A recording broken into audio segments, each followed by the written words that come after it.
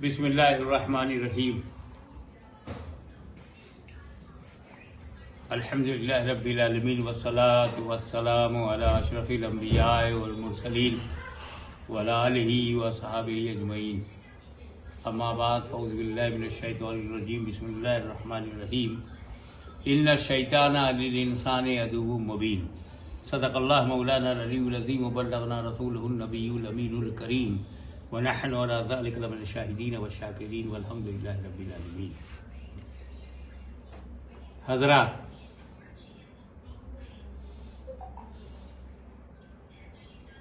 ستیزہ کار رہا ہے ازل سے تا امروز چراغ مصطفی سے شرار بولہبی.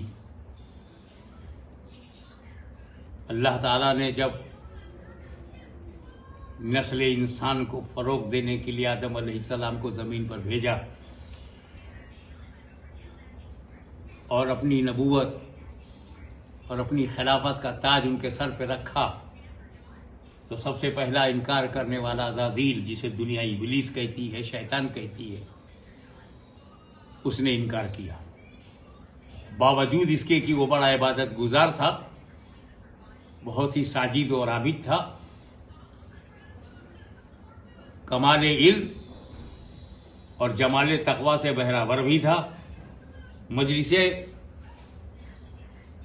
ملائکہ میں بیٹھتا بھی تھا، جنت میں آتا جاتا تھا. اتنے مراتب تو کسی کافر کو ملے ہی نہیں، نہ ایسے مواقع ملے. پر یہ پہلا اور آخری کافر ہے جو جنت دیکھنے کے بعد بھی جنت سے محروم ہے، دیکھنے کے بعد بھی. تو نتیجہ یہی ہے کہ دو طاقتیں اس شروع سے چل پڑی، ایک رحمانی طاقت، ایک شیطانی طاقت، اور یہ آپس میں نبرد و آزمائش لیے رہے کہ اس سے اللہ تعالیٰ نے انسانوں کا، اپنے بندوں کا امتحان لیا. آزمائش کی. کون تیرے ہیں وہ تیرے ہیں، جو میرے ہیں وہ میرے ہیں، وہ تیرے نہیں ہو سکتے. یہ دو طاقتیں، جسے ایک ہم سفلی اور ایک رحمانی کہیں، یا ایک الہی طاقت اور ایک شیطانی طاقت، رحمانی طاقت اور شیطانی طاقت، ان دونوں کی نمائندگی ہر دور میں آتے رہے. اللہ تعالیٰ نے انبیاء کرام کا سلسلہ جاری رکھا تو ابلیس نے بھی اپنی شاگردوں کا سلسلہ جاری رکھا. اگر اللہ تعالیٰ نے اپنی وحدانیت کو بتانے کے لیے، حق کو بتانے کے لیے حضرت ابراہیم کو بھیجا تو وہ بھی چپ چاپ بیٹھا نہیں تھا، اس نے بھی اپنا ایک نمائندہ نمرود کی صورت میں بنا کے بھیجا. اگر اللہ تعالیٰ نے اپنی حقانیت کو، اپنی وحدانیت کو دکھانے اور بتانے سمجھانے کے لیے موسیٰ کلیم اللہ کو بھیجا تو وہ بھی خاموش بیٹھا نہیں رہا، اس نے بھی اس سے رکاوٹ ڈالنے کے لیے فرعون کو بھیجا. اگر بہترین، لاجواب، بے مثال نبی کو اللہ تعالیٰ نے دنیا کی ہدایت کے لیے بھیجا، محمد عربی صلی اللہ تعالی وسلم کو، تو پھر وہ بھی خاموش نہیں بیٹھا رہا. ان کے مقابلے کے لیے اس نے ابو جہل، ابو لہب، عتبہ، شیبہ، نہ جانے کتنے بڑے بڑے لیڈروں کو، نیتاؤں کو اس نے بھی کھڑا کر دیا. یہ سلسلہ ہمیشہ سے چلتا رہا ہے.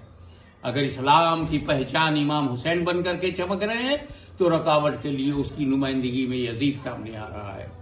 اگر سنیت کی حقانیت کو دنیا کے سامنے بتایا جا رہا ہے تو خارجی اور رافضی طاقتیں بھی آ کر کے اس نبرد و آزما ہے.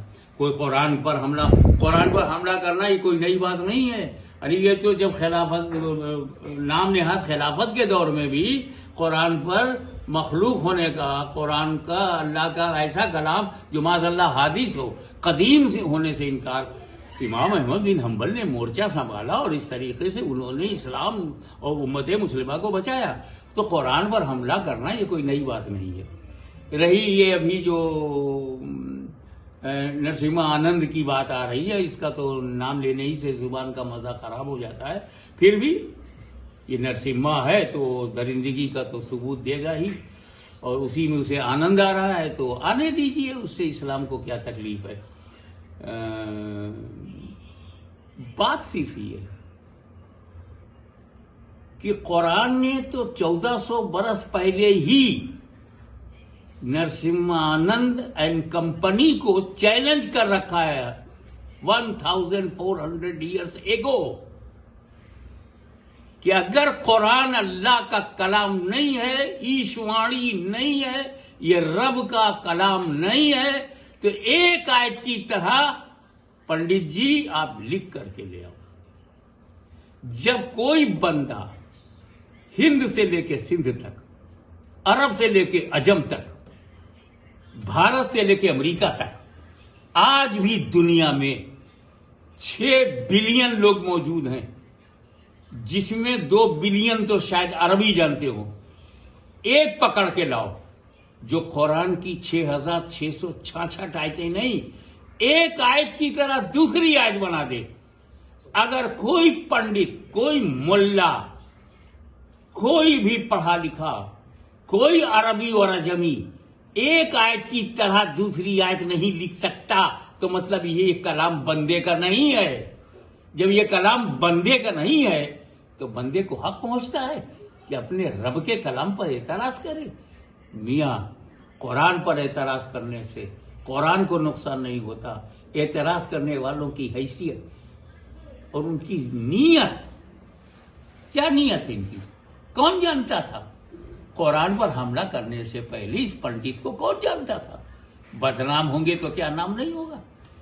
ایسا بھی کہ بڑی ہستی سے لڑ جاؤ، بڑی بات سے ٹکرا جاؤ، بڑی تاریخی حقیقت سے پنگا لے لو، بدنام ہوں گے تو کیا نام نہ ہوگا؟ یہی نرسمہ آنند جنہیں اہل ہنود نہیں جانتے تھے، آج پورا ہندوستان، پوری دنیا ان کا نام جان گئی ہے. اسی نام کے لیے یہ بدنام ہوئے ہیں، تو ان کو بدنام ہونا مبارک ہو، ہمیں ہمارا اسلام مبارک ہو.